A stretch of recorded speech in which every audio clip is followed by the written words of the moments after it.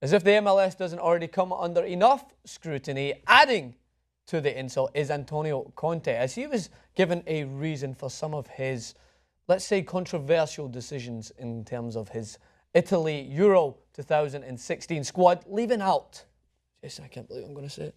Say it. I don't want to say it. Say it. You can just show the image. I can't. Yeah, just put an image up. I can't say it. Can you put up the no Pirlo, no party image, guys? Ugh. No. Oh! No! Oh! I don't know. It's just, he's not in the squad. They don't left him on the There is going to be no party at the Euros, as there will be no Pirlo. It is a known fact that there is no party with Pirlo. Even if Zlatan is there, there's no party. But that's not the only one. We don't have Giovinco, but don't throw up the image because it doesn't hurt as much. No Giovinco, no party. Doesn't flow.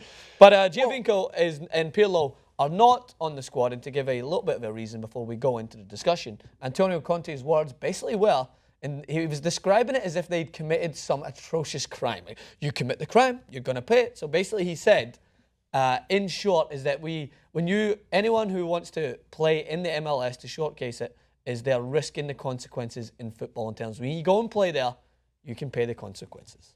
What he basically was saying, and the headlines are taking this a little bit out of context, which is unfair.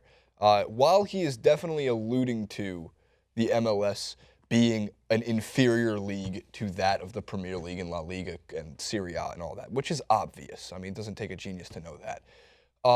He was alluding to the fact that because the physicality of the MLS compared to that, he questioned the shape that Pirlo and Giovinco are in and the form that Pirlo and Giovinco are in, because they're not going up against the same level of competition that the rest of the Italian squad is going up against.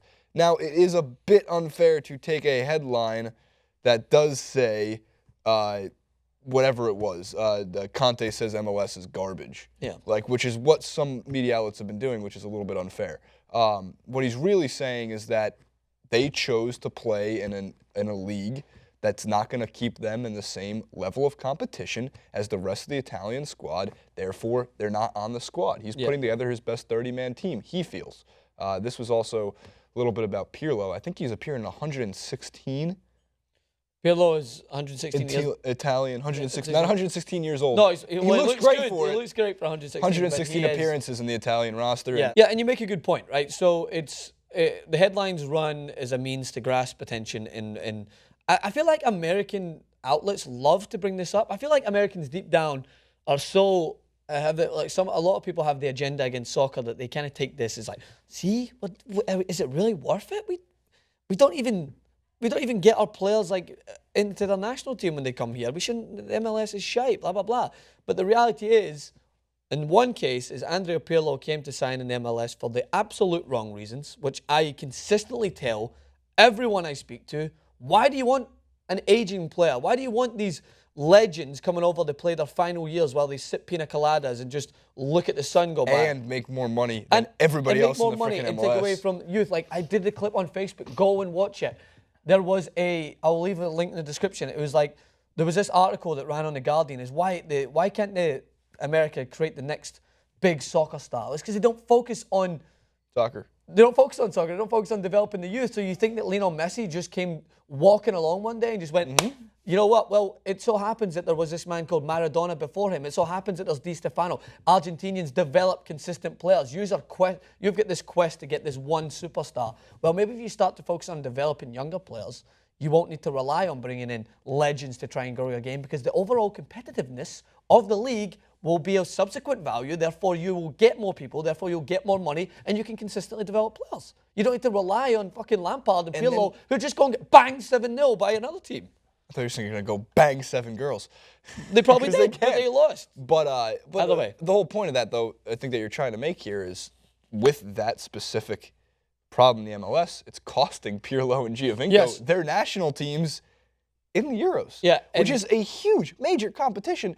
And a lot on the line, considering Italy has fallen. I can't say fallen from grace. They still have a decent squad. I think they've fallen. I think it's an accurate statement. It's an accurate statement. But this is a team that won the World Cup 10 years ago, which sounds like a long time ago. It's really only like it wasn't that. Okay, fuck it. It was a long time ago. So with Pirlo, again, he's not proven that like suddenly his form is at the same standard as at Juventus. He's playing for a team that's suffering at the moment. Giovinco, I think, has been a quality player.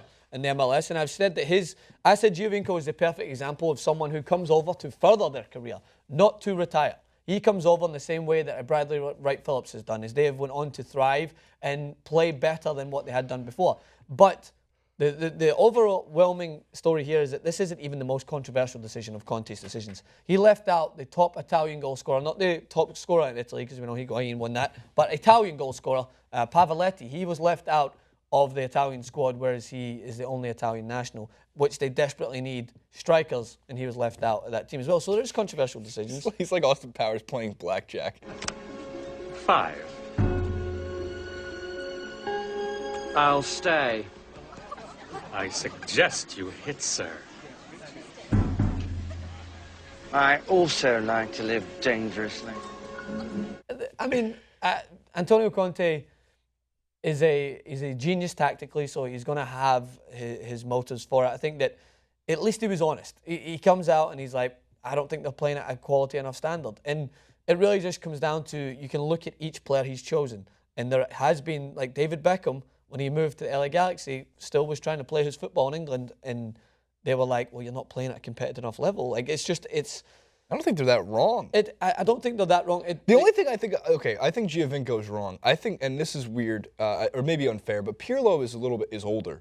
I mean, there's probably some youth that could use that national roster spot, right? Yes, I agree. Giovinco, on the other hand, has been playing well in the MLS. Pirlo is pretty much sipping on pina coladas in the MLS. No doubt. By the way, to make your own point against this well, you argument, just mentioned Pavoletti. If you're making this point against the argument, is like, who is the person that everyone for the US is looking at to be this rejuvenated player to help spark a potential run for them, which we'll talk about, by the way, when we get to the US, is Pulisic. And where is he playing? Oh, for Borussia Dortmund. So there's a point to be made that a player that is playing across seas in a competitive league is a player that you're looking at to help drive you forward and have a good Copa America. And it's not homegrown players as much, because the overarching team it's not as competitive. And by the way, don't hit me with your bull crap, you don't even watch it that much. I have been watching it. I need to watch it for other sources to look at, and it's not as competitive. The defensive standard is pretty catastrophic at times. It reminds me of like when PSG play anyone else in Ligue 1. Like that's what it's similar to, defensive standard. There was one scenario, by the way, and this is just a one-off goal, but Beckerman, who plays centre mid for the USA, played against for his team Real Salt Lake, played against LA Galaxy, and it was for Steven Gerrard's goal, and every source ran it in the UK to make fun of the defending, and it's a harsh reality. I don't like to take that as one-off example, but that's what sculpts people's views. That's like these little glimpses of horrific defending, and you get them everywhere. Don't take that as the only example, but it was just they just were allowed a player like Steven Gerrard to bypass them, and simply just like one fake and movement, and one step ahead of them was enough to sell the whole team, and it was such an easy goal to score, and I was like, right, come on. So again, I'm firmly behind the fact that the league is growing, but I am one of the voices out there that doesn't try and pull the wool over my own eyes if you bring in a Pirlo or a Lampard or anyone else. I always state that Ashley Cole was a bad signing. UNDERDOG was a bad signing. The best signing LA Galaxy had was Giovanni Dos Santos, and I said that because he's looking to grow in his career. He's looking to get further. You don't want players that come in that have been there and done it all and just want to come back and put their feet up and just be like, you know what? I like looking at a Hollywood sign from my bedroom. So develop more youth, man. That's the only thing I'm going to say. And you won't get examples like this, and you won't get people like Antonio Conte ragging on the league.